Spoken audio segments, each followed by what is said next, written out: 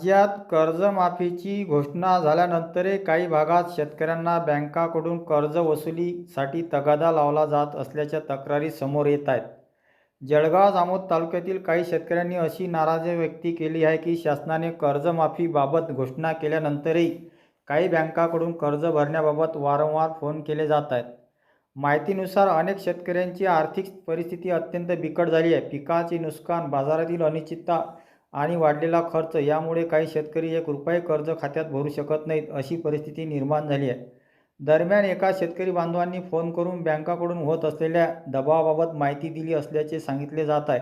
या संभाषणामध्ये शेतकरी अत्यंत भावनिक झाल्याचेही समोर आले आहे.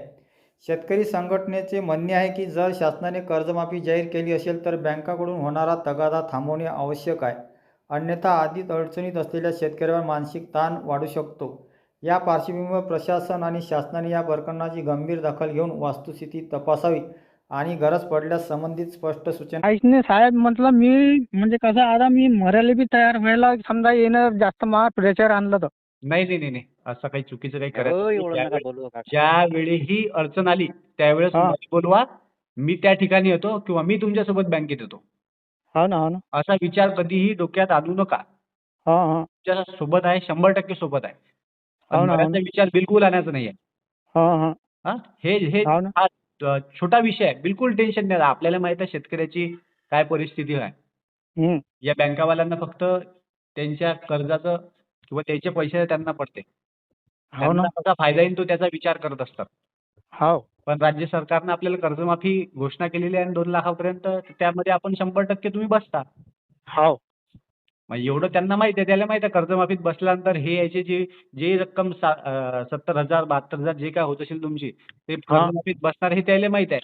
म्हणून हो. ते अशा शेतकऱ्यांवर दबाव आणून राहिले. हो ना, हो ना. तर त्यामुळे बिलकुल भरू नका. काहीच होत नाही. पण ज्यावेळेस हा हा तुमचा जास्त दबाव आहे त्यावेळेस मला सांगा. ते बँकवाले काय आहेत आणि मी काय मी त्यांना दाखवून देतो. हो ना, हो ना. काहीच घाबरायचं काम नाही. आणि डायरेक्ट नाही. सरळ जर नाही फोनला माझ्या सरळ घरी चालला यायचं पिंपळगाव. तुम्हाला जर बँकेत त्याने बोलावलं तर हा हा माझ्यासोबत घरी यायचं. माझ्यासोबत हो. त्या ठिकाणी बँकेत चला मग मी सांगतो त्यांना काय आहे. हो ना, हो ना. बिनधास्त. हा हा. काहीच घाबरायचं काम नाही. नाही नाही, एक तर भाऊ म्हटलं हे बा समजा आपलं शेत काही बागायत नाही, काही नाही, कोरड उभा राजा. हं.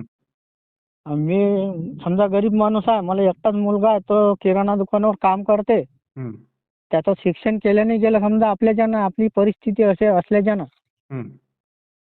मग आता बरोबर. तुम्ही सांगा, आम्ही मोलमजुरी करून पोट भरतो आणि आता हे कसं काय आहे, काय आमच्यावर हे करून राहिलं बा. नाही नाही हे असेच करतात ते बँकेवाले. असे भरपूर शेतकरी आहे तुमच्यासारखे की त्यांच्यावर हे दबाव आणतात. आणि हो ना.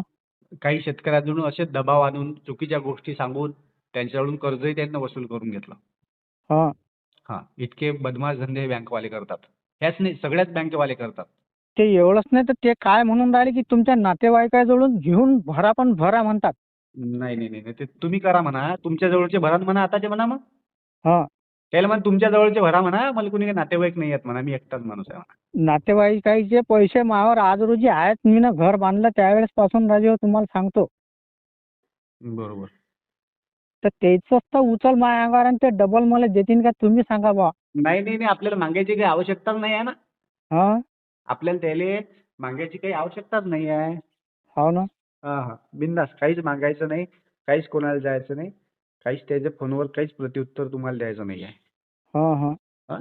आणि जास्तच तुम्हाला वाटलं असं टेन्शन तर मला चाललं यायचं विनोद भाऊला सोबत घेऊन या तिकडून.